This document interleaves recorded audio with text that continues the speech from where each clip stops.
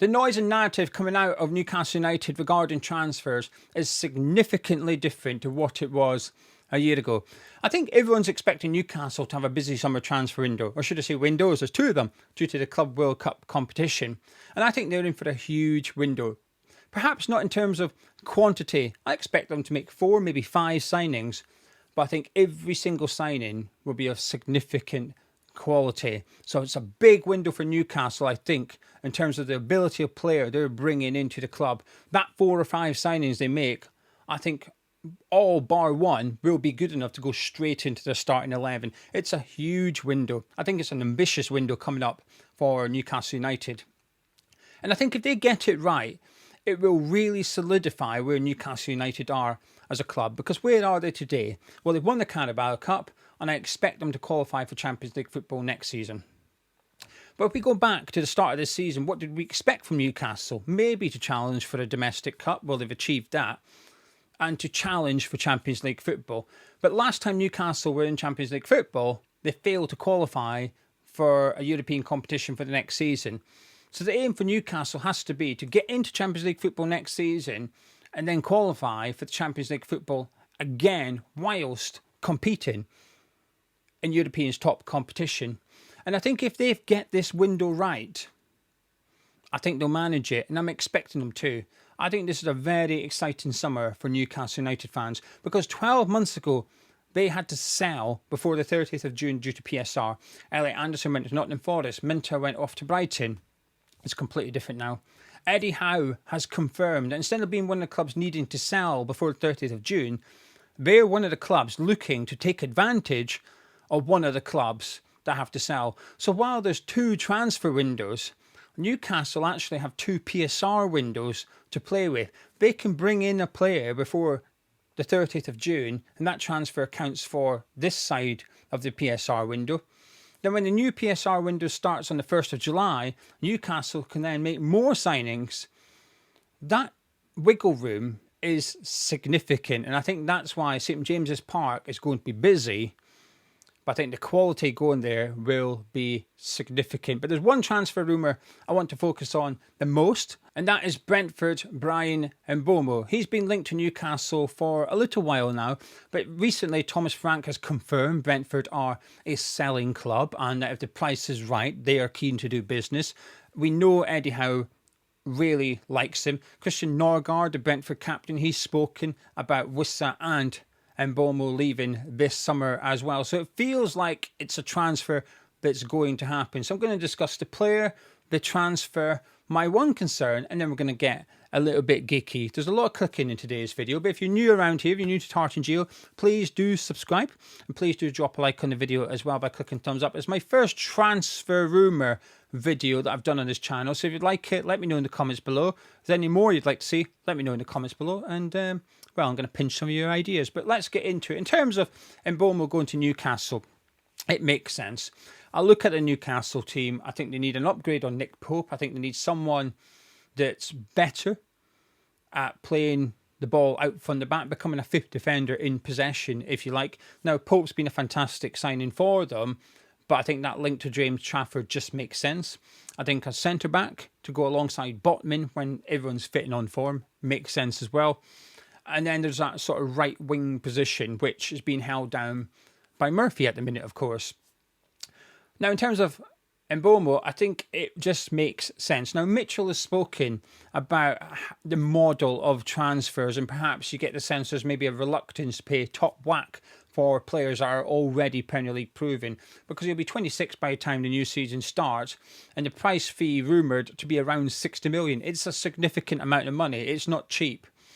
And Newcastle have shown that they can bring in the younger players and develop them quickly, like Lewis Hall and Livramento. Now, those players weren't necessarily cheap, but they were on the younger side of things.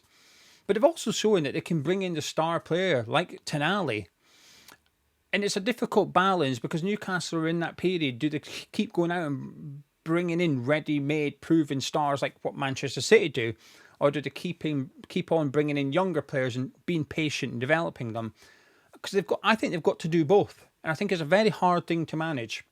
But I think this summer, I think they need to focus on the ready-made player. It will cost a lot of money, but it will make them better overnight just like that. Get the foundations in place, and long term look at bringing in the younger players, the understudies, once you've got your first 11 sorted. And I think they've got elements of it. Like I said, look at that Newcastle defence when they're all fitting on form. Hall, Botman, Livramento, superb. Just get that other one to go in there. And then once you've got that new centre back this summer, next summer you're looking at understudies. You're looking at players that can come in to replace Dan Burn. I think that would be easier to do. But anyway, Mbuemo, I think it would be a top signing for Newcastle. I think it'll happen, and I think it's a top signing. But let's get Guéhi. There's a lot of clicking, so forgive me. But this is my concern when it comes to the transfer. And it's the player he's replacing. Murphy's had a fantastic season. Both Murphys have, actually. So Newcastle's one. Jacob Murphy has finished, well, he's not finished yet. He's second in the assist charts, only behind Salah, whereas Josh Murphy for Pompey in Championship won the assist chart. So the Murphys have been setting up goals this season.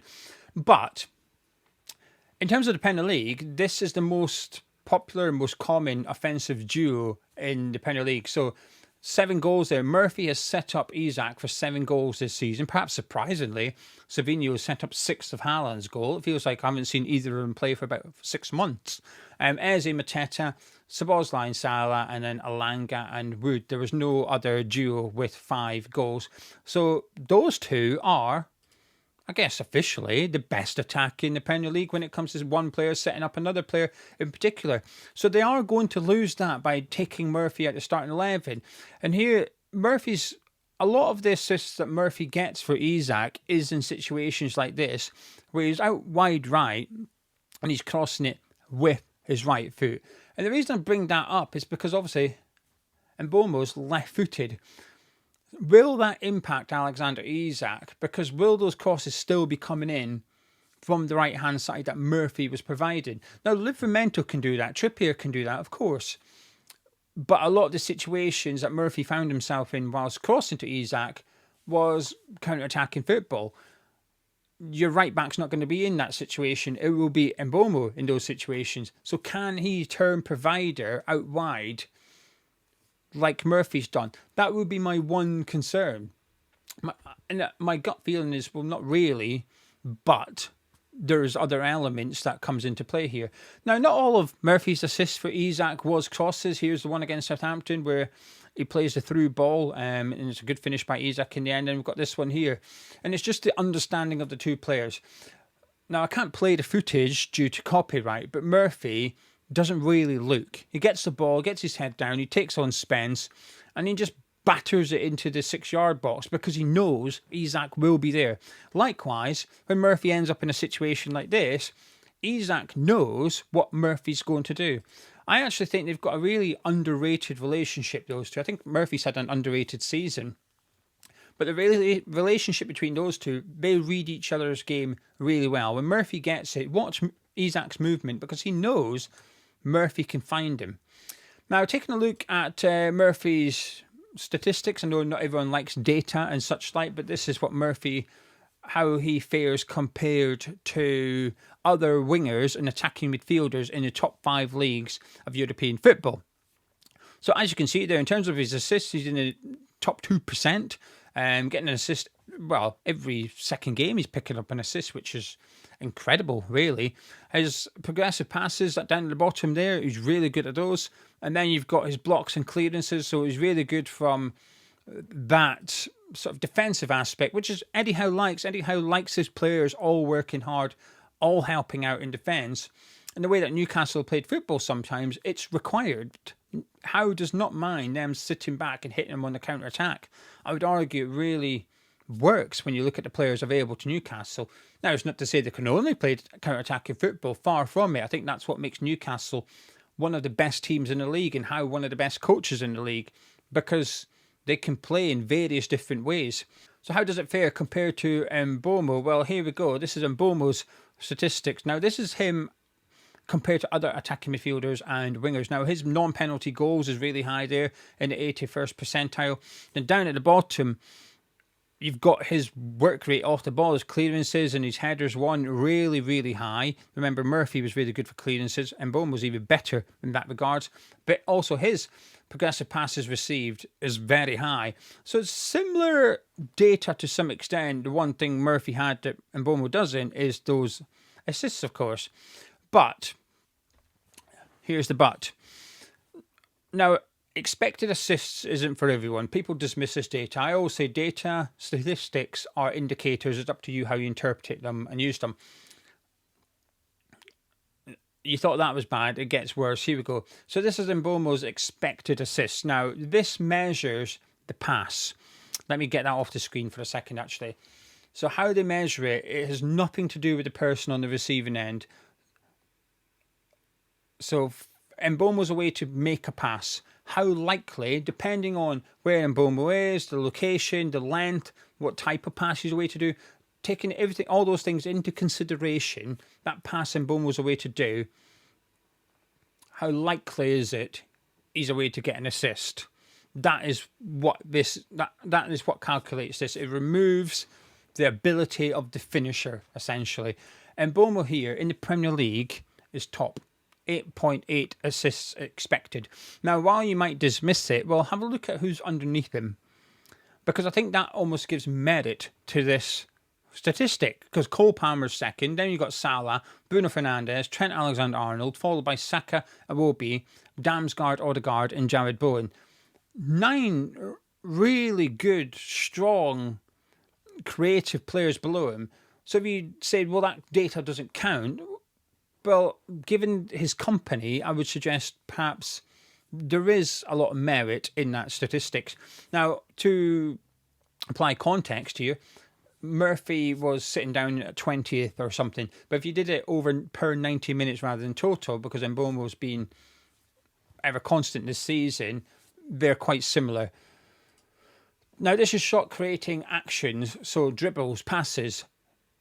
When you pass to your teammate and he takes a shot, you get a shot creating action. Cole Palmer at the top there, but you can see there Mbuemo in 5th. Now it's a similar list. There's a lot of names similar on both lists, of course, as you'd expect. And for Newcastle fans, you've got Bruno down there in 9th as well. But again, Mbuemo, his data is strong in terms of creating opportunities for his teammates. Now, as you may have noticed earlier when I showed you Mbuemo's percentiles, there was an option for centre forward, as he has certainly played centre forward for Brentford.